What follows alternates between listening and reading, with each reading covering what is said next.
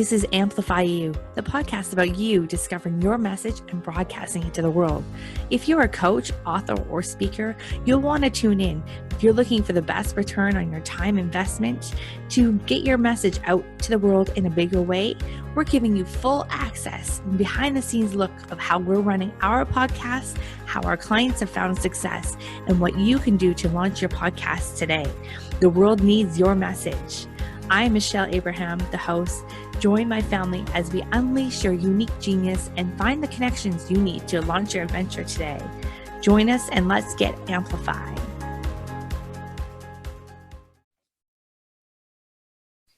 Hello, Amplify You, Michelle Abraham, your host of Amplify You, here today with an Ask the Expert interview. Today I have special guest Heather Abbott with me. Hey Heather, how are you doing?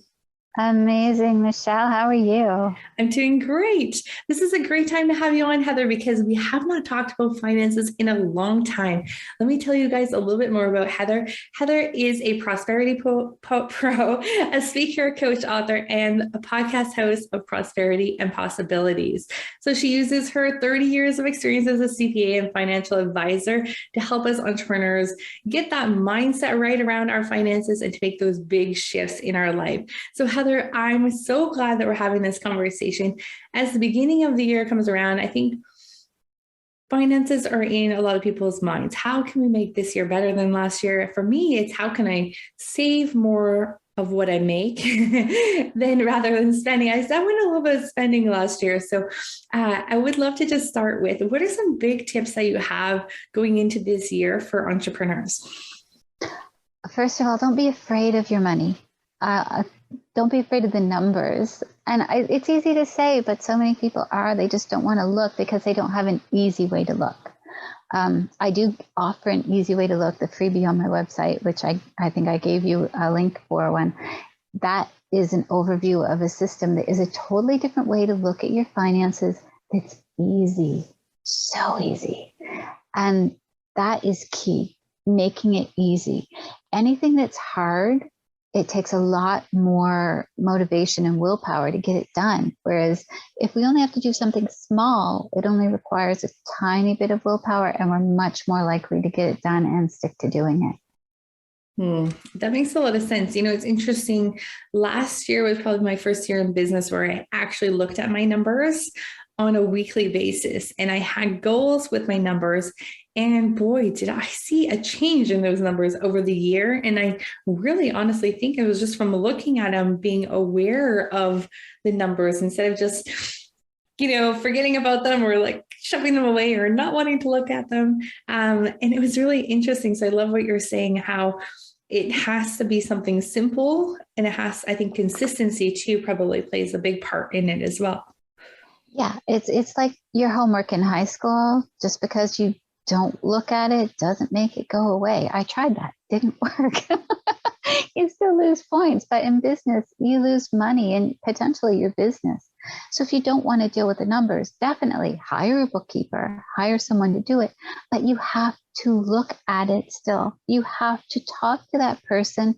They have to be able to explain the numbers to you, the balance sheet and income statement. You don't have to know yourself how to make them, but you do need to know what they mean. And there's a lot of people out there who will teach you that. That's not my focus. I mean, obviously I can teach you that. I started learning accounting in 1984, but if you don't look, those numbers won't help you. But if you do look at them on an ongoing basis, you will be able to make informed decisions. And besides goal setting, informed decisions are one of the biggest things that you need. I think that's one of the things that will help me this year, now that I was looking at the revenue goals and revenue growing each month and focus on the revenue. Now I need to start looking at the expenses going out and keeping track of that. And so I can make proper decisions. I feel like I was kind of going before without a lot of informed decisions and saying, oh yeah, I think I can afford that. Sure, why not? Let's just do that program or course. And I'm putting a stop to the programs and courses this year. I have got plenty and so many. And I feel like that's something that I'm not sure. I would love to get your take on this, Heather, but is there a way that we can help our entrepreneurs know, like without that shiny object syndrome, they're going all over the place, buying things here and there? What are some keys to help them like hone it in and make those informed decisions? That's actually part of what I do with people, is that comes from goal setting. And before we get to that, just remind me to come back to that. There's one thing I wanted to touch on from what you said. It keeps popping in and out of my head and it's gone again.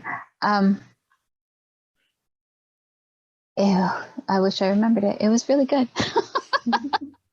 But no, when you set the goals, that is key to keeping you on track. The ability, I can't remember what I was going to say. There were two questions you asked and I had the answers right on the tip of my tongue. And I was like, oh, I want to say that. And then I lost it as you said something else. Knowing where you stand is key always. Keeping your overhead expenses low. That was what I wanted to touch on first. When you're trying to start a business, start a new product line, branch out, any of that, make sure that the overhead costs, and overhead means the costs that you're putting in that aren't directly related to sales, make sure that you're not building them up to be too big, where instead of having to make $1 to make $1, you now have to make $10 to make $1. And that happens when you're buying all kinds of online systems that you don't need yet. It could be buying a whole bunch of courses you don't need. Courses I compare it to shoes. We like buying shoes, right? You like buying shoes, Michelle? Absolutely, of course. Okay, so if you see a really nice pair of shoes and it's on sale, the temptation is there. It's, oh, it fits. I'm going to buy these. But how many pairs of shoes like that do you already have in the closet that you haven't looked at that are collecting dust? And that's what's happening with a lot of these online courses. People are just collecting them because they're on sale, and it's fear of missing out and squirrel and shiny object syndrome. That is something to be very wary of as an entrepreneur. Another thing is a lot of people are selling you their method. And before you sign up, especially for high ticket offers where they're selling you their method, where they say you're going to get fantastic results, be very wary. Do you want to be doing their method? Do you want to be just like them? Because that's what they're selling. They're selling a way to do what they do, what worked for them. So customization is key. Yeah, that's a brilliant. I love that. Looking at if the method is what you want to be doing. And, I think we get caught up in all the bonuses and the shiny things that the course can all do for you. And I think that's brilliant. Looking at, and is this really a method that you want to actually implement into your business? Can't tell you how many countless courses I've bought that are still sitting there. I don't know where the login is, never went through them, didn't watch the replays. No more of those for sure. The other thing that I'm wanting to do this year, and I'm sorry, I'm turning this episode all about me. I have an expert here. Might as well get your opinion on this. And I think this is going to be really helpful for our audience, is doing a digital detox of all the subscriptions to things. So what's your opinion on that, Heather? I did that 2 weeks at the end of the year. I had my calendar as cleared out as I could get it, and it took me 4 hours approximately to empty one inbox. Wow. But that was unsubscribing and deleting and then organizing for this year. The other inboxes weren't bad at all. But that's one thing, like when you come across these any offers, like they could be giveaway offers, they could be courses, they could be anything that you're tempted to get into. Remember that just like the clutter in your house, digital clutter sucks your energy. If you've ever sat down to your computer and opened your email inbox and lost 4 hours of time, and you can feel your energy just ebb when you come away from there, there's nothing left. You need to take the time to do the detox of your inbox. Unsubscribe and check in with your instincts. I'm very big on actually going going on whether it feels right or doesn't feel right. You have to combine the two. But when you actually do a deep clutter clear in your home or in your digital space, the things that will happen is you'll have more energy. But I have seen numerous people actually lose weight, which is a great motivator because it fits right in with the other things for the beginning of the year. But I get overwhelmed if I have too many things pulling me in too many directions.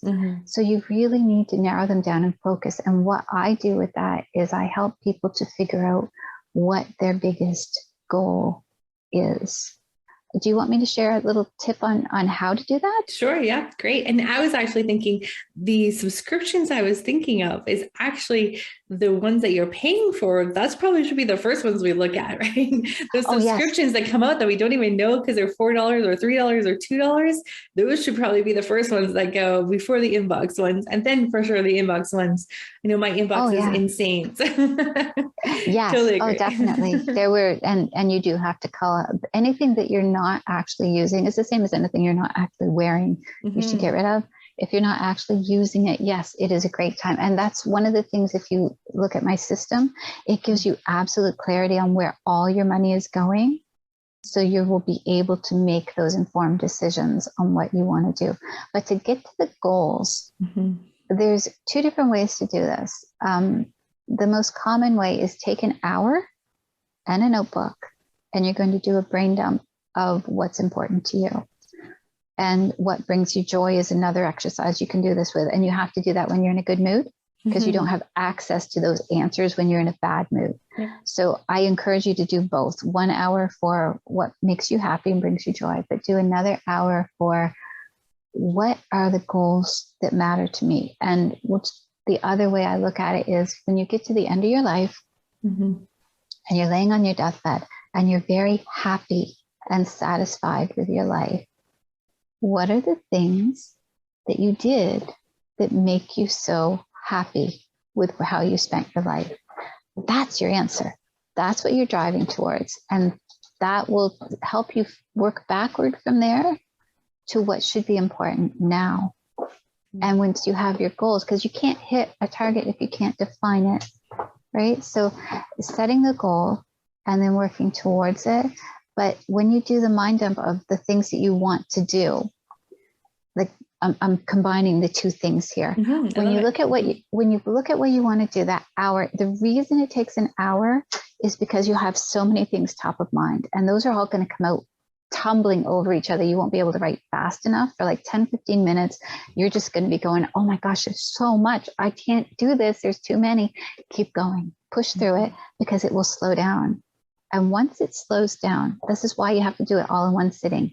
Once it's slowed down, all the things that are on your to-do list, all your things that you want to accomplish, then you're going to start digging into those file boxes in your brain. That's how I look at it. It's like anything from last year you filed away, anything from when you were 18 that you filed away, anything from when you were 10 that you filed away. What was important? If I go way back, I remember when I was a teenager seeing cats on the street and being like, somebody needs to have a shelter for these cats. That was important to me. Well, there's a shelter. So supporting the shelter is something that, it's easy to do, right? So there's all these things that we've packed away. If you're always just looking at the toys on the floor, you're never going to get to the important things that you packed away in the boxes. I love that. Yeah. Looking around my house and all the things that my kids don't play with anymore, the clothes that we don't wear anymore. Oh my gosh. Just want to declutter. There's such a big movement for that simplicity and the minimalist living. And do you follow that, or is that something that you touched a little bit on it about decluttering? I do. And I don't, more so, yes, my fiance is really good at that. I'm learning to be better at it. But there are certain things, like if they bring you joy, you keep them, right? That's a test. For any object that you have, if it brings you joy to have it, keep it. If it doesn't bring you joy, but you feel obligated to keep it, don't, because it's draining your energy. Right. I don't care if your great aunt did paint by numbers and it's on your wall, but she gave it to me and she'll see that it's gone. Like if your relationship with your aunt isn't good enough that you can say, hey, look, I love the painting, I'm going to keep a picture of it, but it's actually taking up space and I'm trying to minimalize. If you can't have that conversation with her, how good is the relationship that you need to keep that painting anyway? Right. Yeah.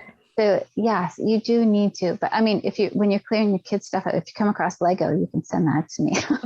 Nice.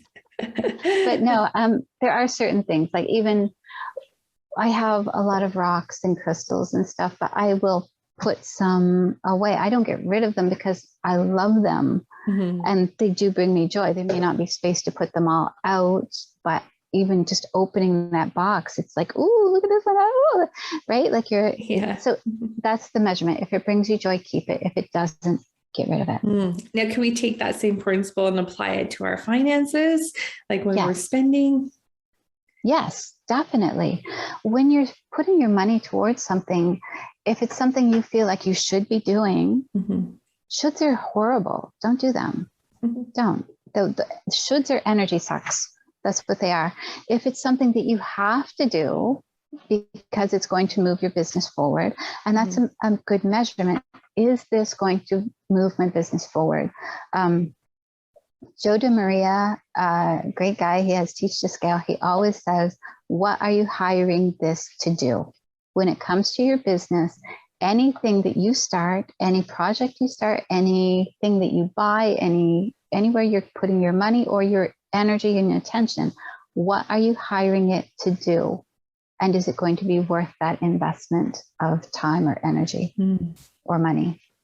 Interesting. I think that will land well with our entrepreneurs who all love doing so many different little things. And is that taking too much time away from your own mental capacity to focus on one thing that is going to bring you that return that you're looking for? I love what you said. But it always goes back to that big goal.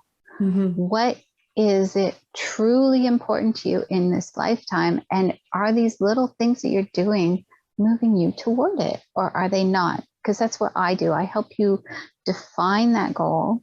I help you define where you are and create the path. So I'm kind of like a Sherpa, right? I help you up the mountain, but it's your mountain and your path and your plan. And I try to keep you off the side roads so that you're not just wasting your time going down. It's like if you're doing a labyrinth puzzle, you don't want to keep going into dead ends. It's going to take you a lot longer to get to the end than if you're on the one trail.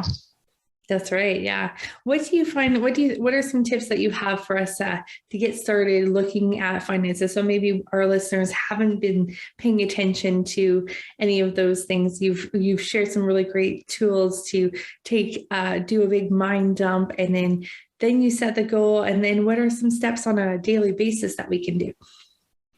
Well, when you have the big goal, you set the minor goals for the days. But for the finance wise, getting clear on the numbers, you need to make a list. And this is what the booklet has. In the back, it has an overview. When you actually get in a class with me or something, there's either the spreadsheet or the PDF of it, which is easier to use. But it has a list to help you remember all the things where you could be putting your money. So all the things where your money's coming in, because your income, all the places your money is going out as obligations. And obligations does not include anything food and fun. That's a separate category. So I have obligations, food and fun, and paying you.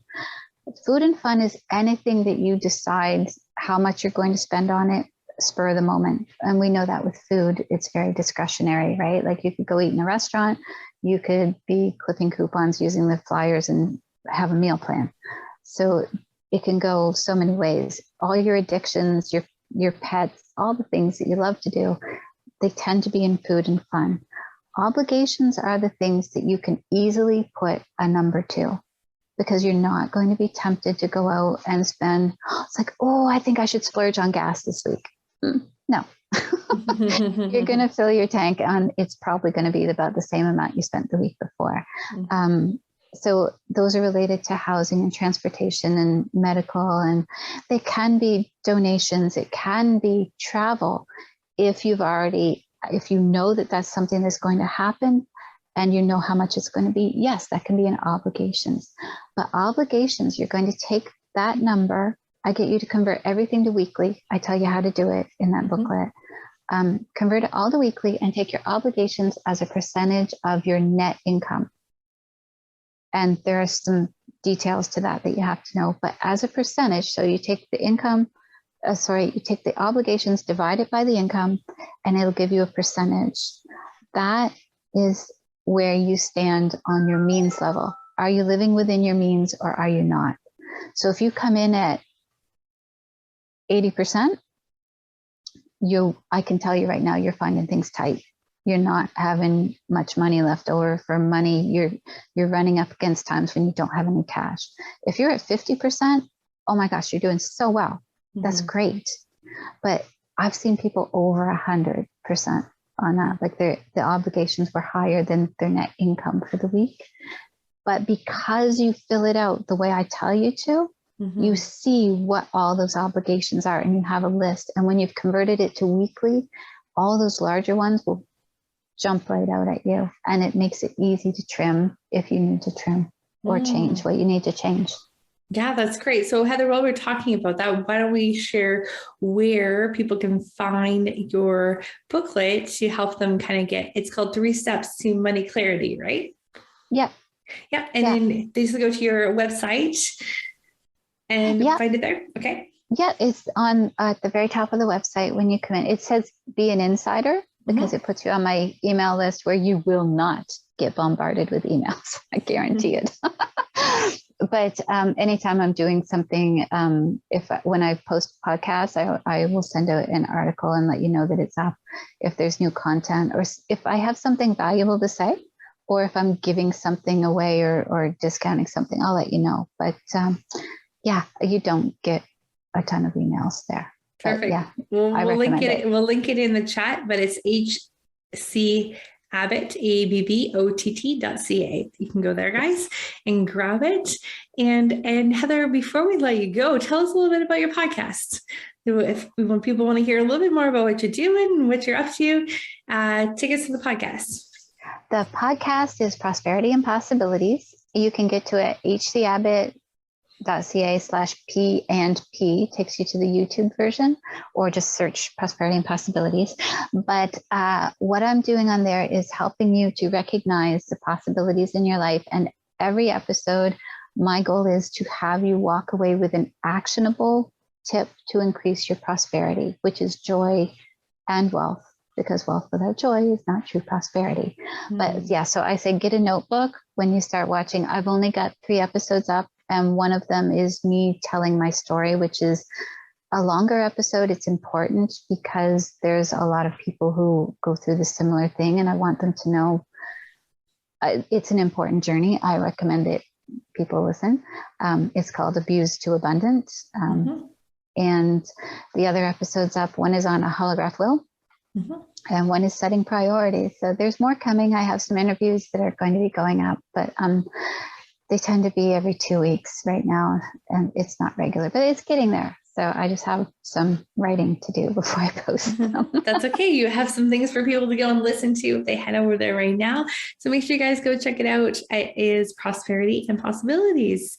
And so Heather, thank you so much for being with us today. I've enjoyed some of the great tips you shared with us today. I know our listeners have got their minds ticking of all the things they need to start decluttering and focusing on, and some of those big numbers that they need to start paying attention to. Because as we love I don't know if every entrepreneur is like this, but I certainly love the sales and the revenue and looking at those numbers, but not necessarily all the expenses. So time to start paying attention to those and see if we can keep more in our pockets. And I love what you said. Can you share that quote again, that with the joy, the quote you just said about joy? Oh, yes. To increase your prosperity.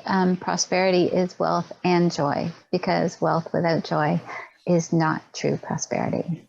Wealth without joy is not true prosperity. I love that. I just wanted to say it again so I could sink into my brain. Thank you, Heather. Thank you so much for joining us today on Amplify You. Amplify You family, go check out Heather's podcast and go check out her website. We'll put the links in the show notes, and we'll see you again next week for another wonderful interview. Take care.